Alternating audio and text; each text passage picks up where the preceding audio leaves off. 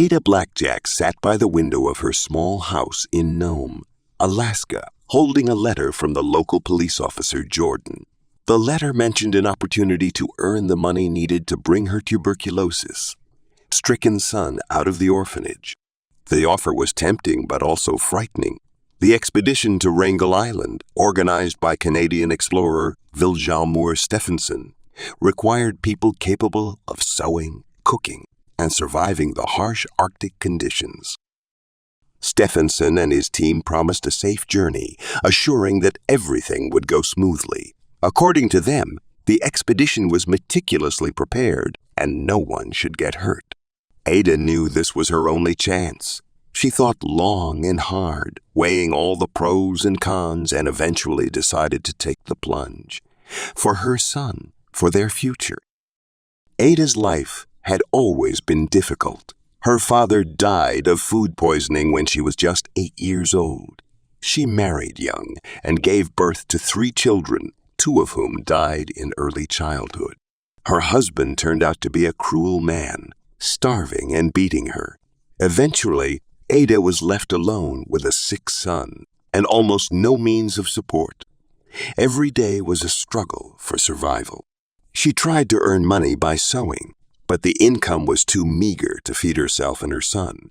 At some point, she realized that if she didn't find a way to earn more money, her son would die from illness or hunger. When Officer Jordan told her about the opportunity to earn money on the expedition to Wrangel Island, Ada didn't agree immediately. She read the letter many times, consulted a shaman for advice, and thought long and hard about what awaited her. The shaman predicted danger and death, but desperation pushed her to take this step. Leaving Nome, she joined the expedition consisting of 5 men: Milton Galley, Alan Crawford, Lorne Knight, Fred Morer, and Stefansson himself. They left Seattle and headed into the cold and dangerous waters of the Arctic, unaware of what lay ahead. Ada said goodbye to her son, promising to return with money and take him out of the orphanage.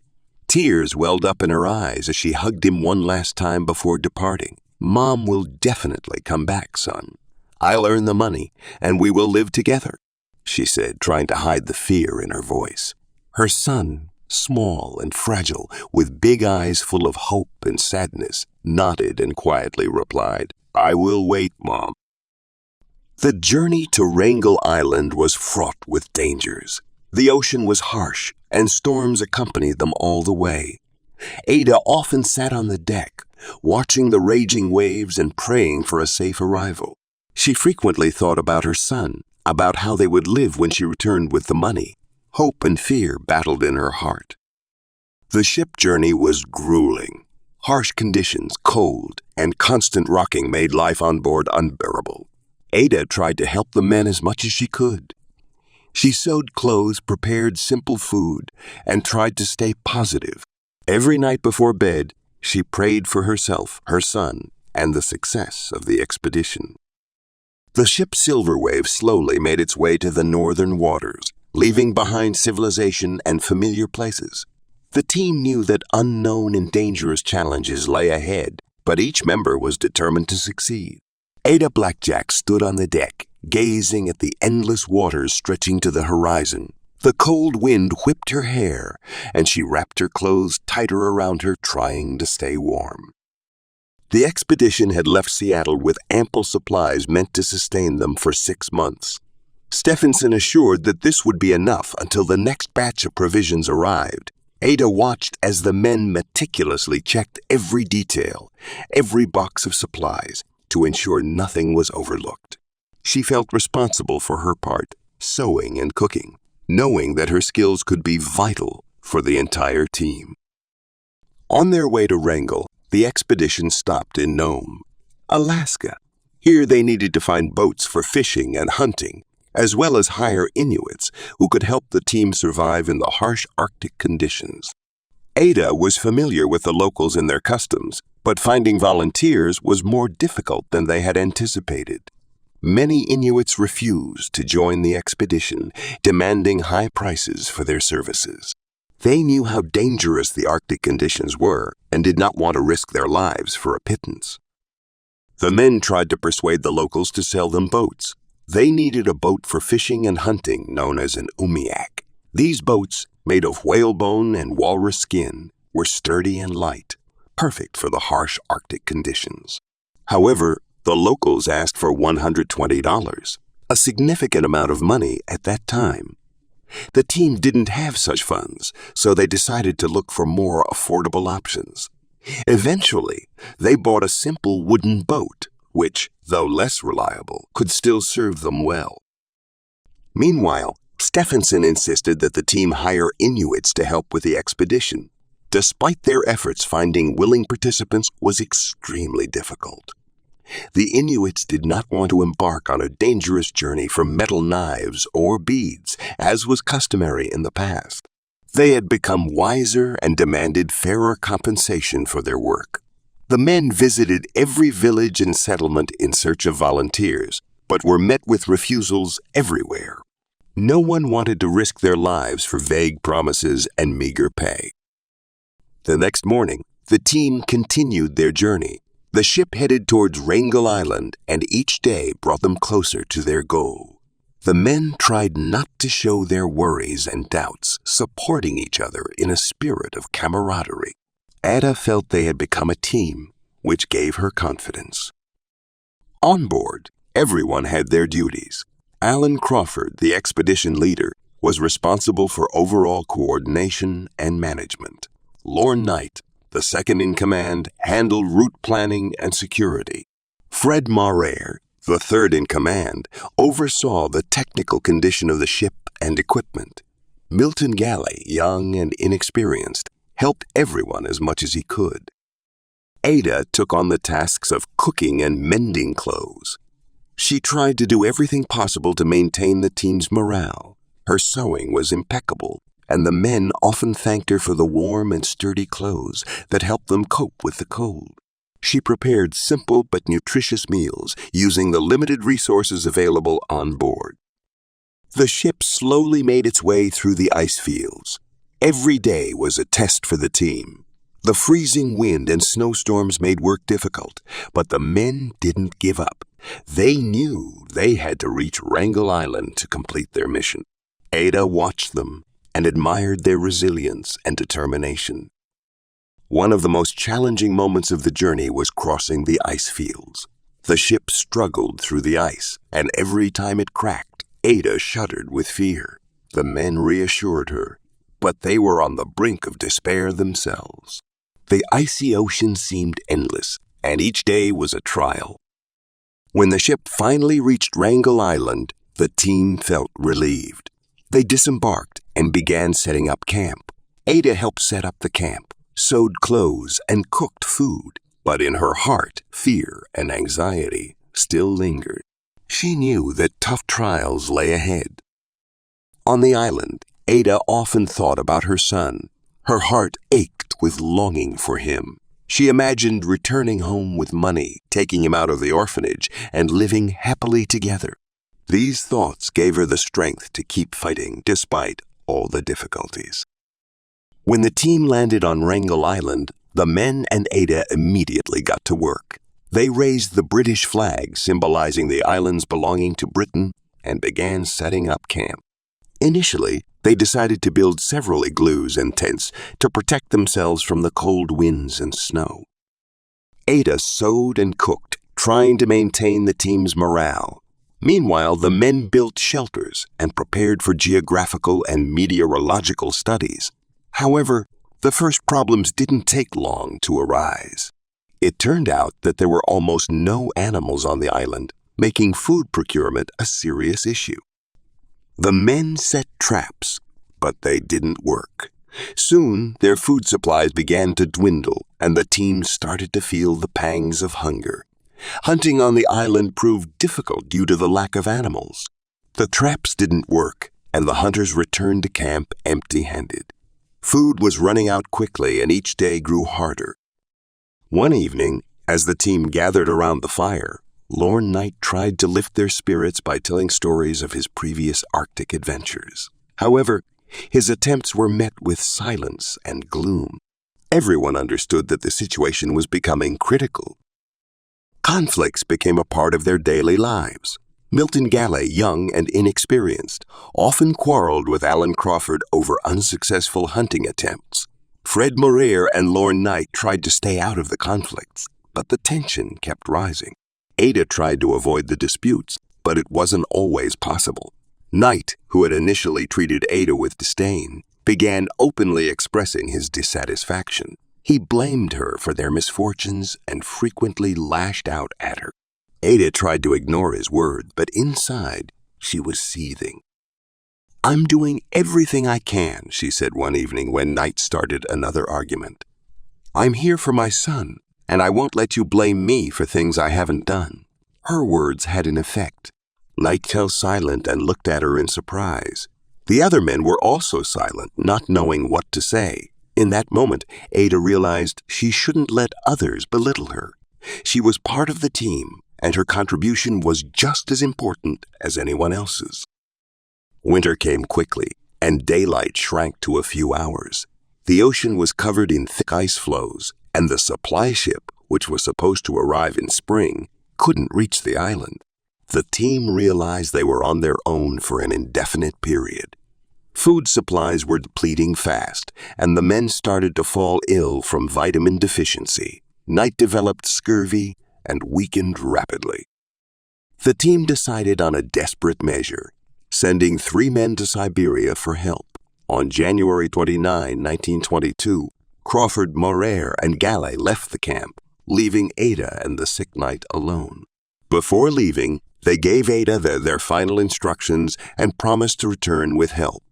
Ada watched them leave, understanding that now everything depended on her. On the island, only Ada and the sick Knight remained. She had to care for him, prepare food, and keep the fire going. Despite her fear and anxiety, she knew she had to be strong for her son and for those who had gone to seek help. She couldn't let them down. Winter on Wrangel Island came quickly and unexpectedly. Daylight hours shortened to a few, and the temperature dropped rapidly. The team understood that the hardest time was approaching. The ocean was covered in thick ice floes, and the supply ship, which was supposed to arrive in spring, couldn't reach the island. All hopes for reinforcement and additional resources were dashed. Food supplies dwindled quickly, and the team started experiencing severe hunger. Hunting didn't bring in enough game, and fishing was impossible due to the frozen ocean. The men grew increasingly irritable and exhausted. Conflicts that began in autumn became commonplace. Ada tried to maintain the team's morale by cooking modest meals from the remaining supplies, but they quickly ran out. The situation became critical when Lorne Knight fell ill with scurvy. His condition worsened rapidly. He became weak, almost unable to get out of bed. The team realized he needed medical help and fresh produce, but all their efforts were in vain. The men tried to find medicine among the remaining supplies, but nothing helped. Alan Crawford, Fred Morer, and Milton Galley held an urgent meeting. They knew that their only chance of survival was to go for help. It was decided that 3 of them would attempt to reach Siberia and return with assistance. It was a desperate step, but they had no other options. Before leaving, the men gave Ada their final instructions and promised to return with help. They understood that they were leaving her alone with the sick Knight, but there was no other way. On January 29, 1922, Crawford, Morer, and Galley left the camp, setting off on a dangerous journey across the icy ocean. Ada watched them go, understanding that now everything depended on her.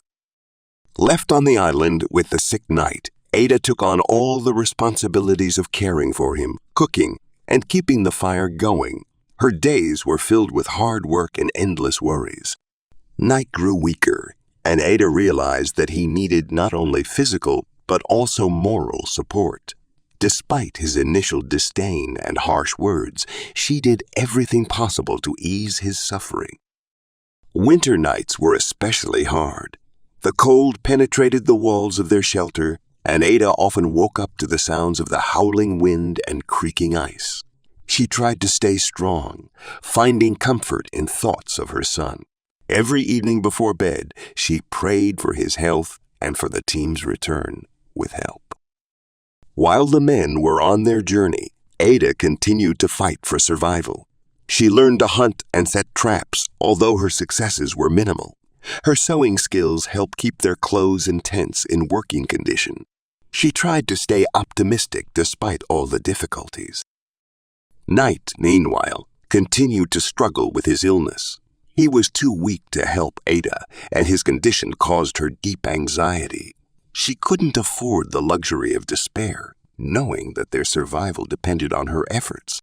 Despite all the hardships, Ada didn't lose faith that the men would return with help, and they would escape this nightmare. Winter on Wrangel Island was merciless. Every day was a struggle for survival. But Ada Blackjack didn't give up. Her love for her son and hope for rescue gave her the strength to keep fighting. She knew she had to be strong for those who had left the camp in search of help and for herself. Weeks had passed since Crawford, Maurer, and Galley left Wrangel Island in search of help. Ada Blackjack remained on the island with the sick lorn Knight and the cat, Vic. Time dragged on painfully slowly, and each day became a new challenge. Knight's health continued to deteriorate. His body was weakened by scurvy, his gums bled, his teeth fell out, and his strength rapidly left him. Ada did everything she could to care for him, cooking food from the remaining meager supplies, keeping the fire going, and helping him with daily needs. But Knight, suffering from pain and weakness, was often rude and irritable. He blamed Ada for all their misfortunes, hurling insults at her. "You're useless," he shouted one day when Ada brought him a bowl of hot broth. "You can't even cook properly." Ada tried not to react to his words, but inside she was seething. She knew Knight was suffering and not in control of his emotions, but each of his accusations wounded her. Despite this, she continued to care for him, understanding that his life depended on her efforts.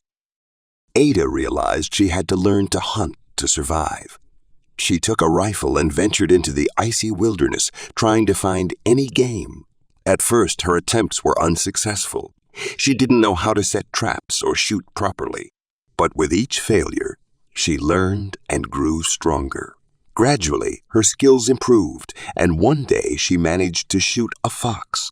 This small success gave her hope and the strength to continue. The cat, Vic, became a true comfort to Ada. She followed her everywhere, softly purring and warming her with her presence. On cold nights, Ada would hug Vic, finding solace and strength in her company. The cat helped her cope with loneliness and fear. One day, as Ada returned to camp after another unsuccessful hunt, she heard Knight's faint voice calling her. There was no usual irritation in his voice, but a plea. She hurried to him and saw him, lying on his bed, weak and trembling. "Forgive me," he whispered. "I know I've been unfair to you. You're doing everything you can. Thank you." These words touched Ada deeply. She sat beside him, holding his hand in hers. "You will survive," she said quietly. "We both will." But Knight grew weaker. Despite all of Ada's efforts, his condition worsened. One night, he stopped breathing. Ada realized he had died. Her heart ached with pain and sorrow, but she knew she had to keep fighting. She couldn't afford to be weak, knowing she was now completely alone. Ada tried to dig a grave for Knight, but the ground was too frozen. She decided to leave his body in the tent, surrounding it with boxes and useless tools to protect it from predators. It was a difficult decision, but she had no other choice. Left alone on the island, Ada continued to struggle for survival. She hunted, cooked, and kept the fire going. Every day was a test, but she didn't give up. Thoughts of her son gave her the strength to go on. She knew she had to survive for him, for their future. Winter on Wrangel Island was merciless, but Ada Blackjack didn't give up. Her will to live and hope for rescue gave her the strength to fight. She believed that the men who had gone for help would return, and they would escape this hell. But for now, she was alone, and each day was a new test of her resilience and courage. After Lorne Knight's death, Ada Blackjack remained on Wrangel Island completely alone. Her only company was the cat Vic, who was always by her side, softly purring and warming her with her presence. Every morning, Ada began with a prayer, asking for strength and endurance to survive this terrible period of her life. Her days were filled with routine tasks that became her salvation from madness. She hunted, checked traps, and cooked modest meals from whatever she could find. Her hunting skills had significantly improved, and she now returned to camp with game more often. But even so, food remained scarce, and Ada constantly felt hunger. She also mended clothes and kept the camp in order. On cold days, she tried not to venture far, fearing she might get lost in a snowstorm or freeze to death. She learned to conserve every drop of kerosene and save every stick for the fire, knowing that supplies were finite. Nights were the hardest. Darkness and cold engulfed her, and the silence became unbearable. Often, she thought she heard footsteps or voices, but it was just her exhausted mind playing tricks on her. The cat Vic was her only comfort in these moments. Ada hugged her, finding a bit of peace in her presence. One night, when a strong wind was raging outside her shelter, Ada heard a strange sound. She froze, listening. It wasn't the wind or the creaking ice. It was a sound she couldn't immediately identify. Gathering all her courage, she took her rifle and went outside. In the darkness, she thought she saw flashes of light in the distance, but they disappeared after a few seconds. Ada returned to her shelter, even more withdrawn. Gradually, the days began to blend into a monotonous flow. Ada tried to maintain a schedule to keep from going mad with loneliness. She talked to the cat, telling her stories about her son, her hopes, and dreams. Vic was a good listener, and it helped Ada feel less alone. Every day, Ada scanned the horizon, hoping to see a rescue ship. She often remembered how the men had left the camp, promising to return with help. These memories were her only thread of hope. She believed they hadn't forgotten her, and that help was on the way. Over time, Ada began to record her thoughts and experiences in a diary. It became another way for her to cope with loneliness and maintain her mental health. She wrote about her fears, hopes, and memories of home and her son. These writings helped her structure her thoughts and find the strength to keep fighting. Winter on Wrangel Island was harsh and merciless, but Ada didn't give up. Her will to live and hope for rescue gave her the strength to fight every day. She knew she had to survive for her son, for those who had gone for help, and for herself. One of the most difficult moments was when the food supplies became critically low. Ada understood that if she didn't manage to find food, she wouldn't survive. But she kept hunting each time, hoping for luck. Her skills and patience paid off when she managed to shoot a large seal. This was a true victory, which gave her not only physical strength, but also moral support. Despite all the hardships, Ada Blackjack didn't lose faith. She knew that one day help would come and she would be able to return home. Meanwhile, she continued to fight, relying on her strength, skills, and the little cat, Vic, who was always by her side, warming her with her presence and love. Every morning, she started with a prayer and hope for the best, knowing that her will and faith would help her survive in these harsh conditions. She believed that her son was waiting for her, and this thought was her main source of strength. Spring began to awaken Wrangel Island from its winter slumber, but for Ada Blackjack, it brought no relief. The waiting became unbearable, and loneliness and fear increasingly consumed her. The snow slowly melted, revealing the harsh and unwelcoming landscape, but Ada didn't lose hope. Every day she went to the shore, gazing at the horizon, hoping to see a rescue ship. Ada knew she had to do something radical to increase her chances of survival. She needed to find a way to leave the island if help didn't arrive. She decided to build a raft from the remaining boards and skins to try to reach the mainland, or at least the nearest settlement. Working on the raft became her main goal and distraction from constant fear and despair. The construction of the raft was simple, but required time and effort. Ada used all her skills to make it as reliable as possible. She secured the boards, checked the strength of every detail, and carefully fitted the skins to protect the raft from water. Her sole aim was to survive and return to her son. When the raft was ready, Ada waited for a calm day to try launching it. Her heart pounded with excitement and fear. She knew this was her only chance, and if it failed, she might lose everything. With great effort, she managed to launch the raft, and the wind began to carry it into the open sea. But after a few hours, the wind changed, and the raft was blown back to shore. Ada realized that nature was stronger than her and that her plan hadn't worked. Disappointment and despair overwhelmed her. She felt broken and helpless, but even in this state, she couldn't allow herself to give up. Ada knew she had to continue fighting for herself and for her son. She returned to her routine tasks, trying to keep the camp in order and continuing to hunt. Every day, Ada continued to scan the horizon, hoping for a miracle.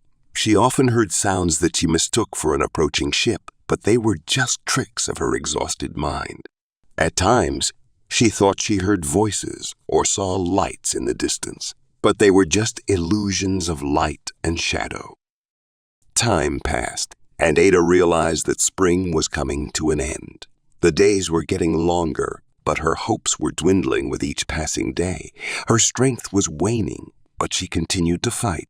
She knew she had to survive for her son, for those who had gone for help, and for herself. One day, as she once again checked the shoreline, Ada noticed something unusual on the horizon. Her heart beat faster, and she squinted, trying to make out what it was. It was a ship. She couldn't believe her eyes, but with each passing minute, it came closer. She was filled with mixed emotions: joy, disbelief, fear. She ran to the shore, waving her arms and shouting to attract attention. The ship was approaching, and Ada felt tears rolling down her cheeks. It was a true miracle. As the ship came closer, Ada saw people on it. They noticed her and began lowering a boat. Rescue was near. Her heart filled with gratitude and joy. She couldn't believe that her long months of suffering and struggle were finally over. Ada stood on the shore, watching as the boat approached. Her face was lit by the rays of the sun, and in that moment, she realized that her struggle hadn't been in vain. She had survived. She had made it. Her hope and will to live had helped her overcome all the difficulties, and now she could return home. The rescuers finally reached the shore. Ada, exhausted but unbroken, approached them. "I am Ada Blackjack," she said, barely holding back tears. "Thank you for coming." Ada couldn't believe her eyes when she saw people on the approaching ship. It was like a miracle after long months of loneliness and struggle. The rescuers lowered a boat and began rowing towards the shore. Her heart beat so hard it seemed about to burst from her chest. She stood on the shore, waving her arms and shouting to attract their attention. The boat approached, and Ada saw the faces of her rescuers. Tired but determined. When the rescuers reached the shore, they helped Ada into the boat. Her legs were weak, and her body was exhausted, but joy and relief filled her heart. "You came," she whispered, barely holding back tears. "Thank you for coming." The rescuers carried her to the ship, carefully supporting and encouraging her. Ada felt incredibly grateful and happy. On board, she was immediately wrapped in blankets and offered hot food and drink. She ate slowly, savoring every bite, and felt her strength gradually returning. The captain of the ship, John Anderson, approached Ada to learn about her condition and experience. "We received a message from Stefansson about your expedition and set out to find you," he said, smiling gently. "We knew we had to find you." Ada told the captain about her struggle for survival, Knight's death, and the hope that never left her. She spoke of how she managed to overcome the difficulties, learn to hunt, and maintain the camp alone. The captain listened to her with respect and admiration, realizing the trials she had endured. On the ship, Ada met other crew members who offered her all possible support. She felt herself gradually coming back to life. Her thoughts constantly returned to her son, and she couldn't wait for the moment when she could embrace him again. "I promised him I'd return," she said to herself, "and I will keep my promise." The journey on the ship lasted several weeks. The time on board was a period of recovery for Ada. She slept a lot, ate, and regained her strength. The crew surrounded her with care and attention, trying to do everything possible to make her feel comfortable. Each day, her condition improved, and she felt herself coming back to life. When the ship finally reached Alaska, Ada was greeted as a heroine. Her story quickly spread, and people were amazed by her resilience and courage. The press representatives wanted to learn all the details of her incredible survival. However, Ada didn't seek fame. Her only desire was to return to her son and start a new life. After Ada Blackjack returned home, her life didn't become easier. Although she reunited with her son and found long-awaited peace, the aftermath of the Wrangel Island expedition left a deep mark on her soul. Life in the harsh Arctic conditions and the loss of her companions changed her forever. Ada returned to her daily chores, trying to rebuild her life. She took up sewing to earn a living and tried to create a stable and loving environment for her son. Her story generated great interest from the press and the public. Journalists constantly sought interviews with her, but Ada didn't seek fame. She avoided attention and preferred to stay in the background, focusing on her family. Stefansson, upon learning of her return, contacted her and offered to write a book about her adventures. He was impressed by her resilience and courage and believed her story should be told to the world. Ada, however, wasn't eager to share her experiences. She agreed only on the condition that her story would be told with respect and honesty. Stefansson's book, which detailed the expedition and Ada's struggle for survival, generated great interest. People admired her bravery and strength of spirit. However, Ada didn't receive a penny from the book's sales. Her financial situation remained difficult, and she had to work hard to support herself and her son. Some of those who read the book blamed Ada for Knight's death. They claimed she could have done more to save him. These accusations hurt her, but she tried to ignore them. She knew she had done everything she could to help Knight, and that his death was inevitable under those conditions. Despite all the difficulties, Ada continued to strive for a better life for herself and herself. She believed their future would be bright and tried not to lose heart. Her son grew up healthy and happy, which was the most important thing for her. Over time, interest in Ada's story began to fade. People forgot about her heroism. But for Ada, this was even better. She didn't seek recognition or fame. Her main desire was to live a quiet and peaceful life with her family. However, the consequences of the expedition didn't leave her in peace. She often woke up at night from nightmares, remembering the cold and grim days on Wrangel Island. She felt as if she could hear the howling wind and the creaking ice again. These memories haunted her, but she tried to cope with them by finding solace in caring for her son and working. Years passed, and Ada Blackjack became a symbol of resilience and courage.